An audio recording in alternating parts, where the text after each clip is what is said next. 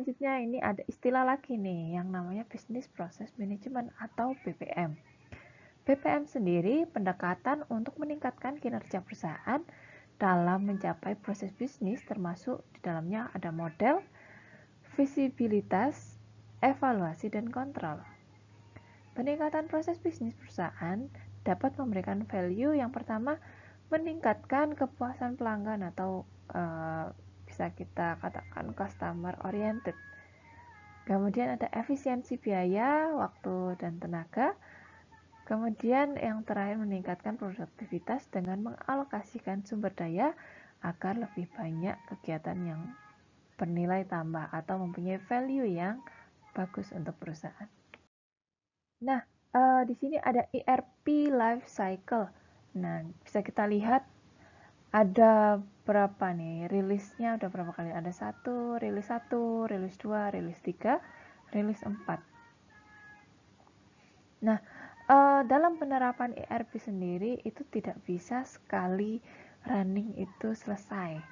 Jadi perlu adanya perbaikan terus-menerus untuk mencapai proses bisnis atau integrasi yang sesuai yang diinginkan perusahaan, sehingga perlu adanya rilis support, misalnya product life, ada rilis lagi, rilis perbaikan lagi, seperti itu.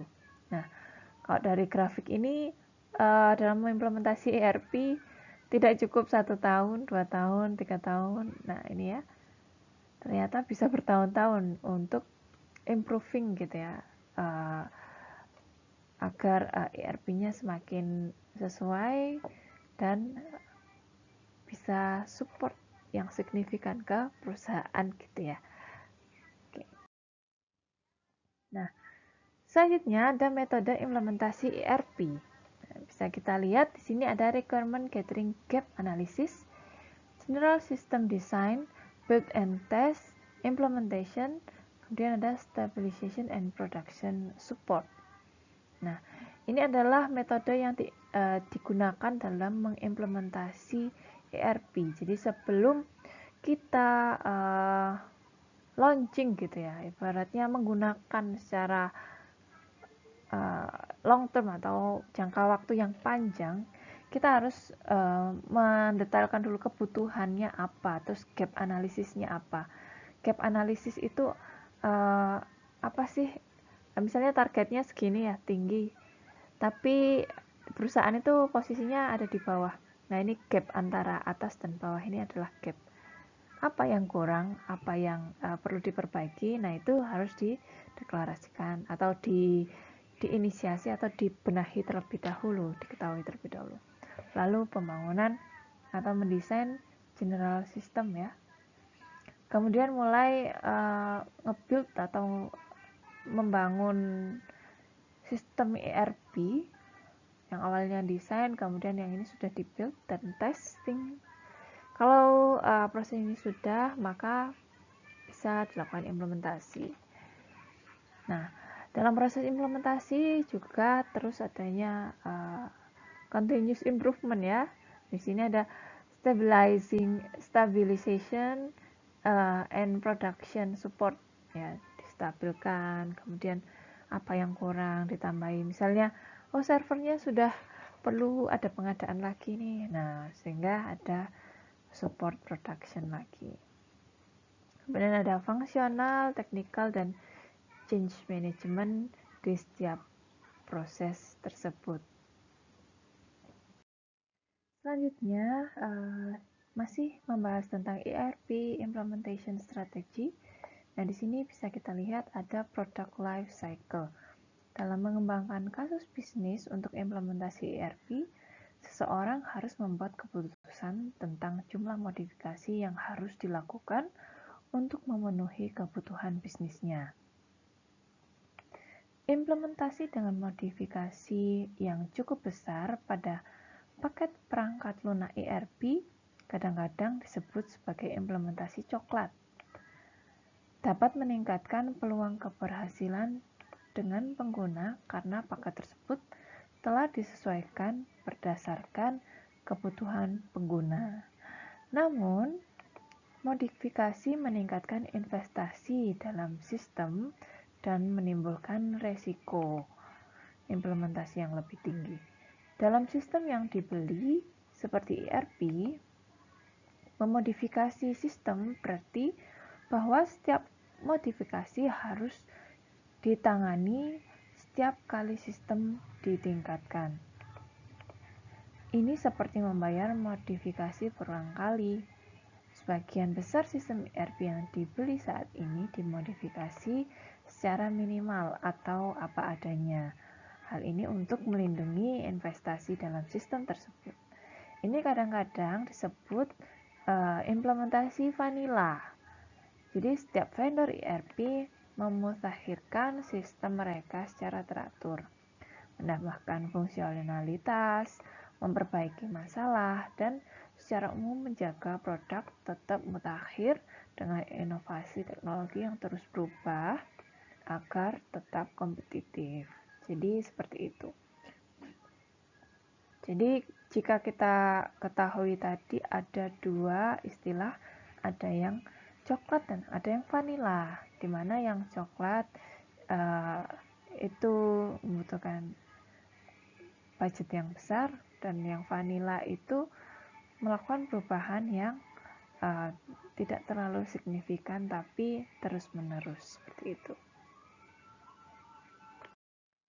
Dalam implementasi ERP pasti kita dihadapkan dengan perangkat lunak dan pemilihan vendor.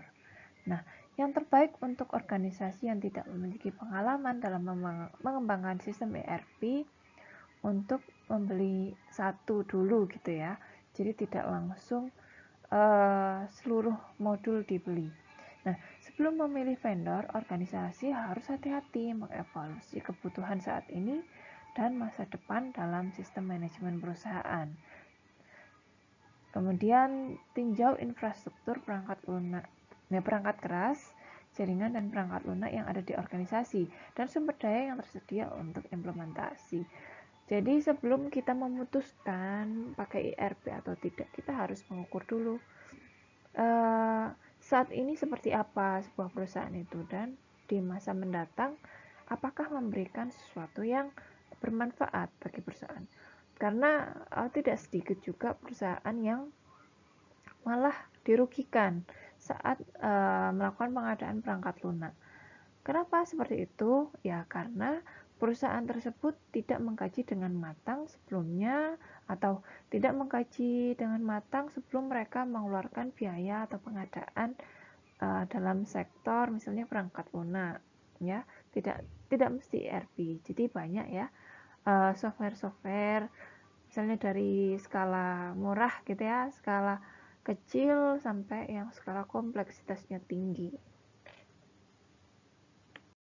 Nah, untuk vendor evaluation ya. Nah, yang pertama, fungsi atau modul bisnis yang didukung oleh perangkat lunak mereka. Kemudian fitur dan kemampuan integrasi perangkat lunak, kelangsungan finansial vendor serta lamanya waktu mereka dalam bisnis, kebijakan perizinan dan peningkatan, layanan pelanggan dan dukungan helpdesk, total biaya kepemilikan vendor, persyaratan infrastruktur TI, integrasi perangkat lunak dan dengan pihak ketiga, dukungan dan integrasi sistem lama, layanan konsultasi dan pelatihan, tujuan dan rencana masa depan untuk jangka pendek dan jangka panjang. Nah, Anda perlu mengevaluasi vendor Anda dengan kriteria-kriteria yang sudah ditampilkan ini. Jadi jangan sampai Anda salah memilih vendor.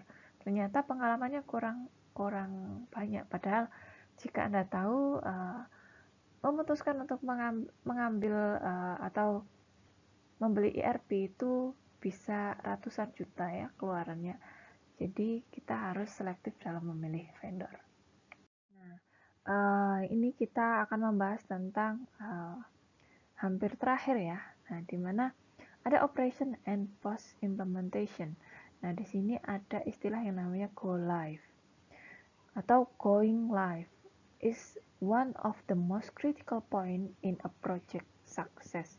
Jadi sebuah poin yang kritis gitu ya dalam kesuksesan sebuah proyek. Nah, Go live ini sangat penting ya untuk memfokuskan upaya semua tim proyek untuk memastikan bahwa tugas dan kegiatan selesai sebelum ditayangkan. Nah, ini memungkinkan manajemen proyek untuk mengatasi masalah-masalah luar biasa yang dapat membahayakan tanggal dilakukannya go live tersebut. Nah, ini melibatkan proses kesiapan yang perlu melibatkan sebanyak mungkin anggota tim dan pengguna serta manajer yang tepat. Nah, dalam implementasinya ternyata ada 5 area penting loh di implementasi ERP. Yang pertama ada pelatihan untuk end user, kemudian yang kedua ada technical support, misalnya help desk untuk memecahkan sebuah masalah. Nah, ini biasanya kita dikawal nih sama vendornya. Kemudian ada audit, ini untuk memastikan kualitas data tidak terganggu oleh sistem yang baru. Kemudian yang keempat, perbaikan data untuk menyelesaikan migrasi data dan kesalahan yang diungkapkan oleh audit atau auditor. Kemudian yang kelima, fitur dan fungsionalitas baru untuk mendukung kebutuhan organisasi yang berkembang. Nah, itu adalah 5 area penting dalam implementasi ERP. Nah, sudah saya jelaskan sekitar 25 slide. Nah, silakan jika ada pertanyaan, Anda bisa menghubungi saya langsung atau dosen pengampu mata kuliah sistem enterprise. Dan silakan jika ada yang ingin didiskusikan lebih lanjut. Mungkin saya akhiri untuk materi kita pada hari ini. See you in the next part. Wassalamualaikum warahmatullahi wabarakatuh.